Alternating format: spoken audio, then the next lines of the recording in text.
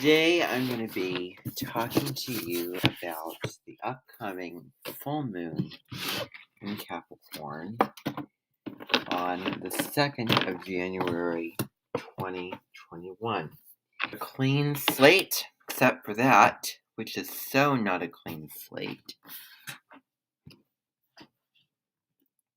The full new moon in Capricorn is going to be happening on the 2nd of January 2021.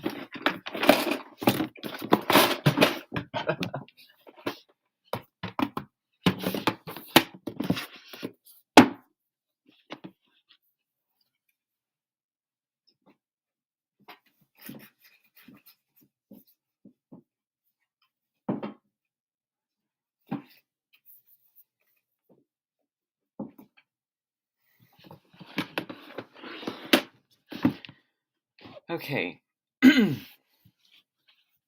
so as you can see, Capricorn is about organization and practicality, and that was just a prominent example to show you what that energy is like. So, the full moon in Capricorn coming up on the 2nd is the first and the last full moon of the entire year of 2022. It is a new moon, and this new moon is happening on January 2nd. Now, when we have a new moon, the sun and the moon are in the same sign, and when that happens, they cancel each other out.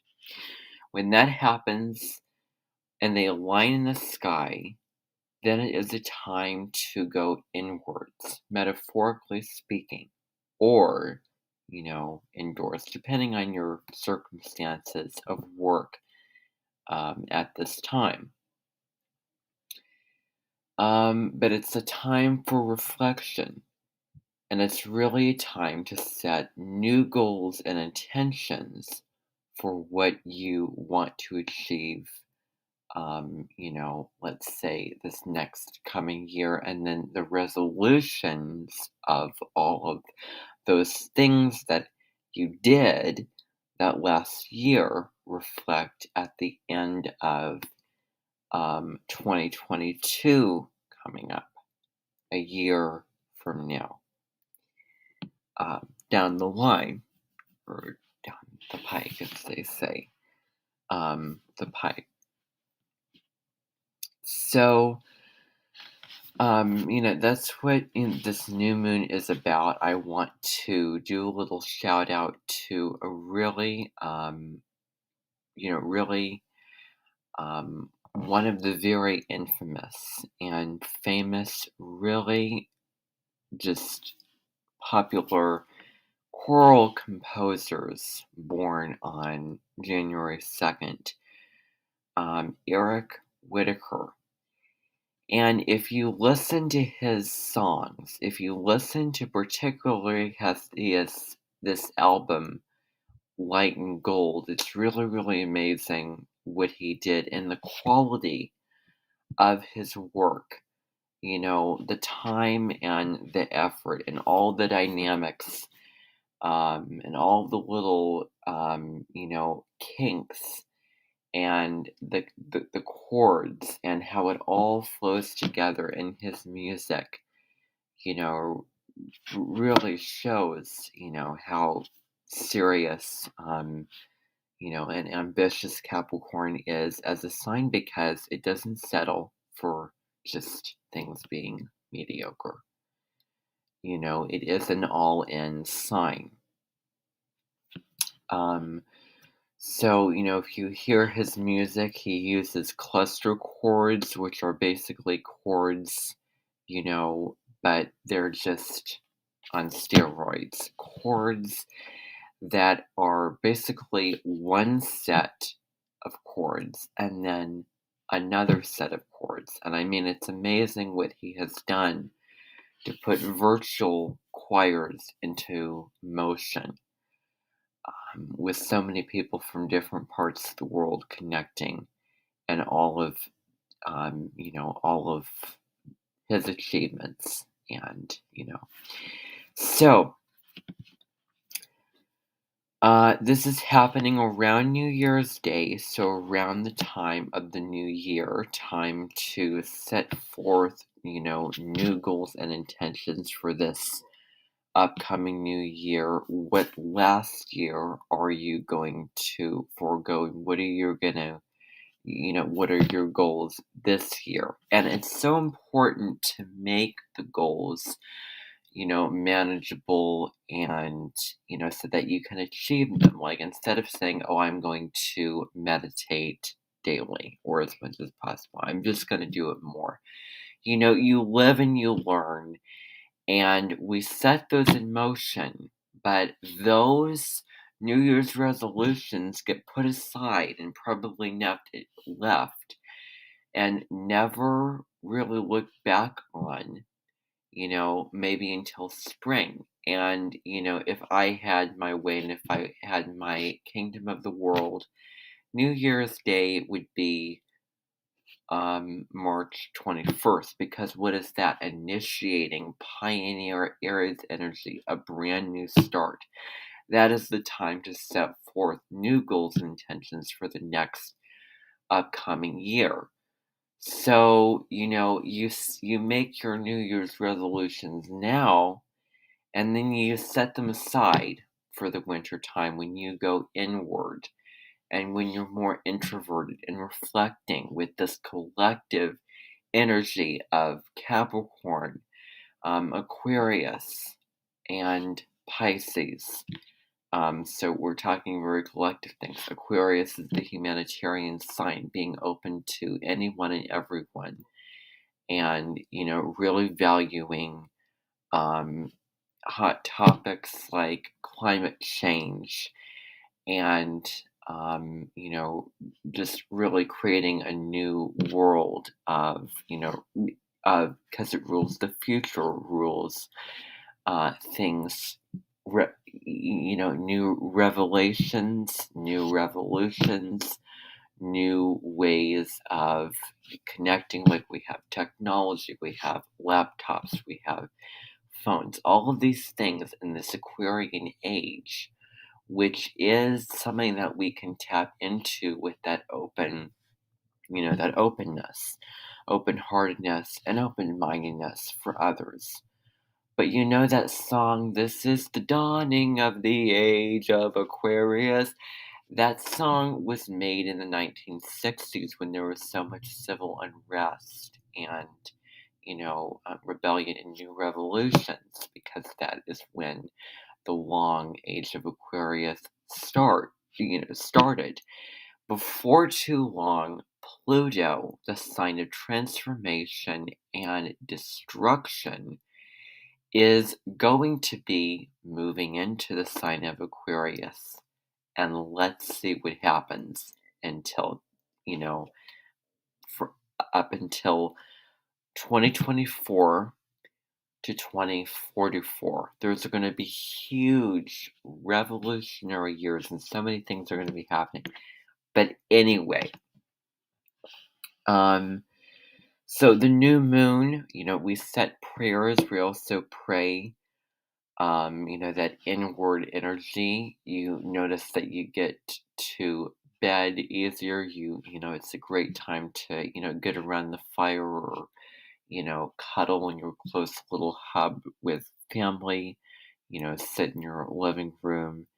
And, it's a time to go in and, uh, to yourself and as I said, do that reflection. Setting new intentions. Now, I want to talk about the supermoon, because the full moon in Gemini, is similar to a supermoon. And what it means with a supermoon is that the moon is at a closer um, distance to the earth. Wherever that moon is in the sky, it is magnified, pouring on energy, pouring on energy, moon energy. And the moon is soft and quiet and internal with emotions and with sensitivity and all those things. But with the full moon, it's basically, you know, Scorpio emotions and Scorpio sensitivity.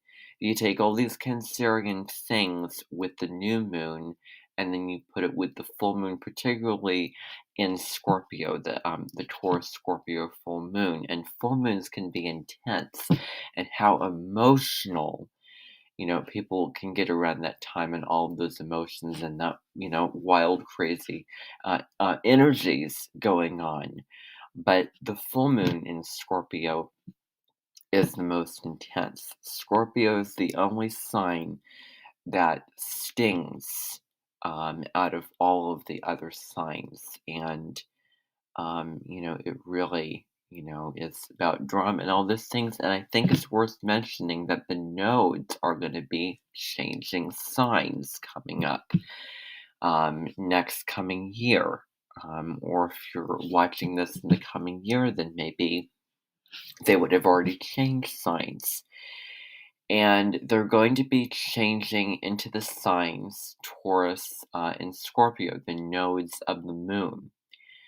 The South Node is the collective past, our karma, where we're coming from, and what we really need to let go of. The North Node is where we're going. And also, I really, really want to make this point where we would naturally want to go towards, where we would want to go towards, how we would feel enlightened and better going towards this. So the South Node in Scorpio, North Node in Taurus, I have this in my chart.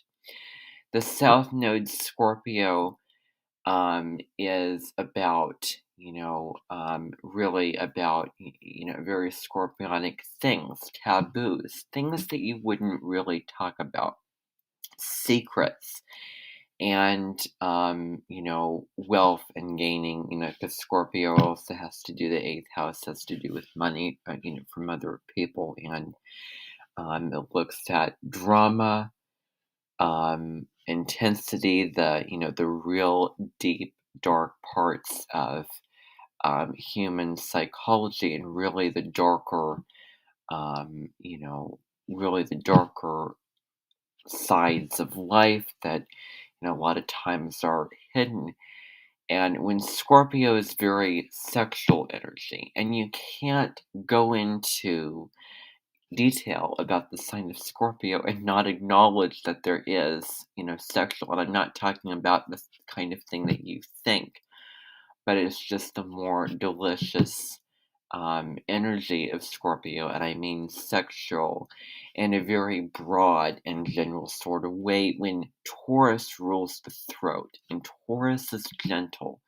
Taurus is the earth, the simple. We have Uranus in Taurus as well, which is connecting to the earth, growing plants, connecting to the land energy, getting back to, those simple rituals and rhythms, which are very healing. So things very, very gentle, earthly pleasures like food and warm blankets and people and connecting, with all of that. I was watching videos saying for the Scorpio, not relying on others for your own needs. And Taurus is about your own needs. But I want to kind of steer away from the whole, money making and the job and the businessy aspect of Taurus, because Scorpio South Node can feel like, oh, you're alone in this, when the earth energy is the connected energy in which says, no, you're not alone. So I think that I support that, explanation of this node placement and not the other, because the other is what we're moving away from. And I think that, and I've seen several videos, and maybe not both of them, but one of them, at least one of them, was filmed in that old paradigm of the earth energy that was shifted on the 21st of December, that transitional point. Um, you know, so yeah, Jupiter Saturn conjunction air signs now, for the next 200 years time, new paradigm. And yeah, connecting very Aquarian things are going to come into 2030. It'll look very, very different than, where we are right now. And we can see this grassroots up idea.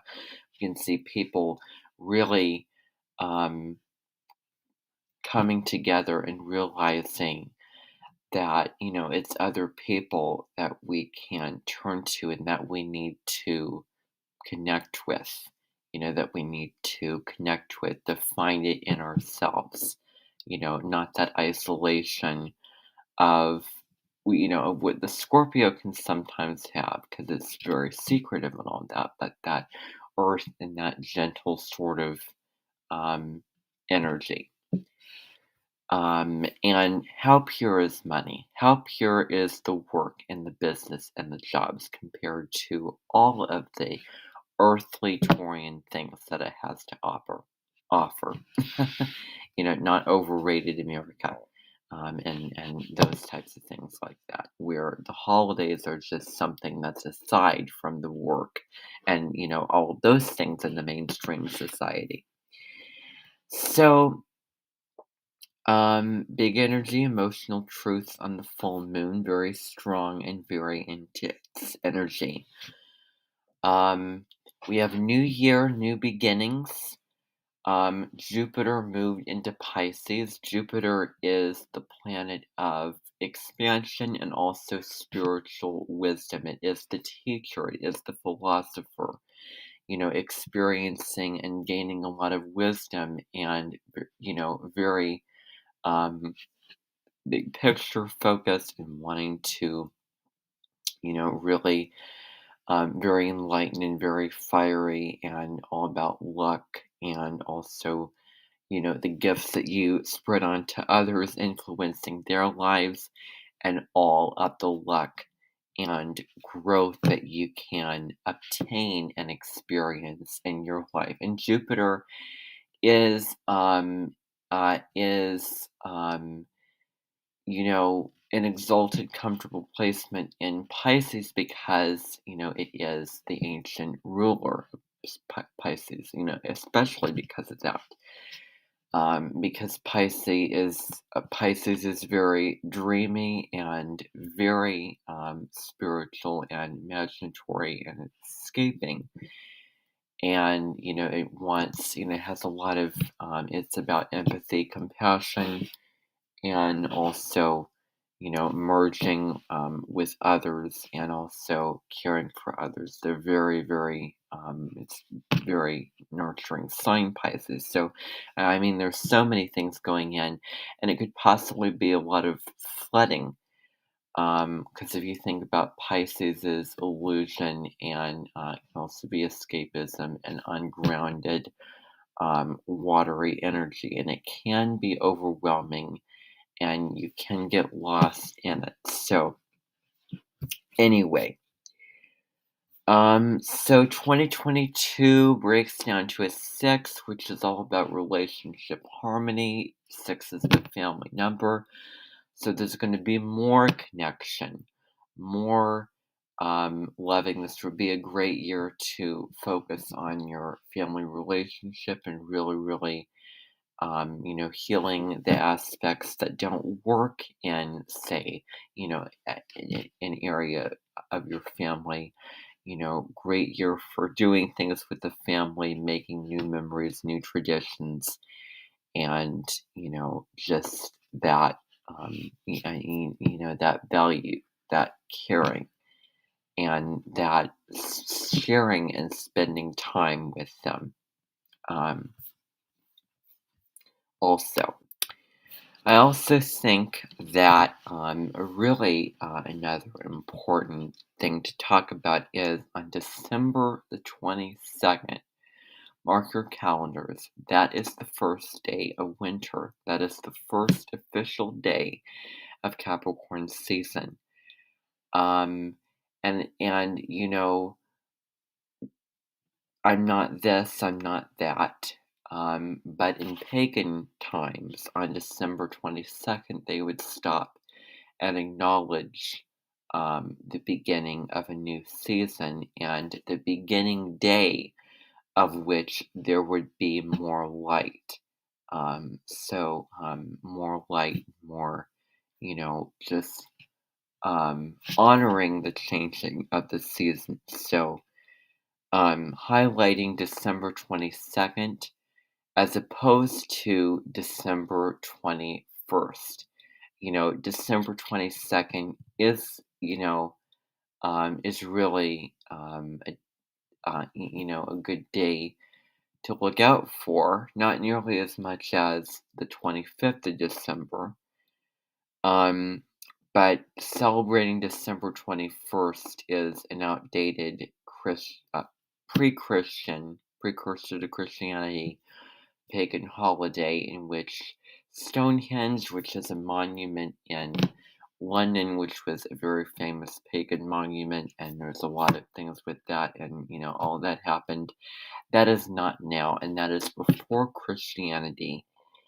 Um, so anyway, question the narrative. If you see an ad for December 21st winter solstice celebration, question that narrative. Capricorn energy. Um, Capricorn energy. So Capricorn is the sign of the builder.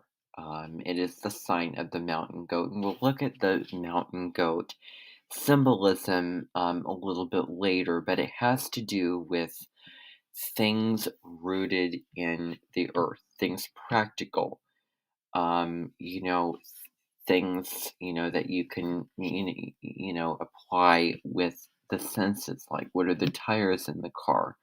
What are we having for dinner? How are we going to make money? How are we going to design this? What are the steps to this? What will the results be? Is this worth my time and energy? I mean, all of these types of things.